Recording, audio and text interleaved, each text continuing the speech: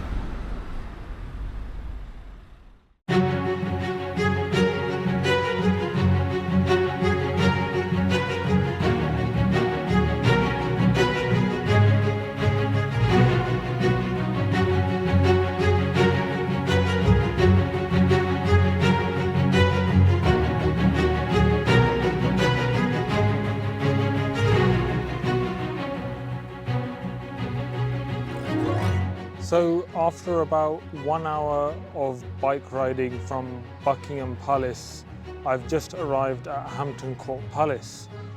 Unfortunately, Hampton Court Palace isn't looking as pretty as I would have hoped it to have looked. There seems to be some renovation work going on, and so the scaffolding is covering pretty much the central part of the front of the palace, so it just looks a little bit like a building site at the moment. But my next stop from here is Windsor Castle. I might stop somewhere to grab something to eat. But yeah, it's a lovely day, and it's been quite a nice ride so far. So mostly cycle lanes, some kind of main roads, but yeah, nice and smooth, no challenges so far.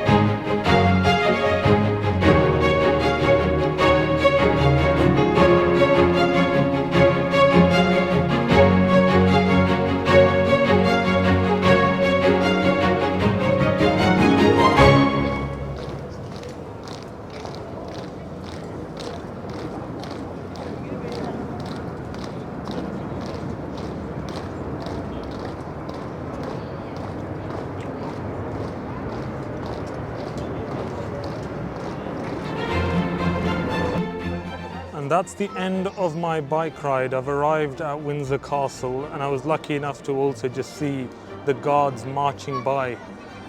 So overall, the bike ride was actually quite easy, I'd say. It was fairly flat and it was a pretty smooth ride. There wasn't much off-road at all. It was pretty much either cycle lanes or on the main roads.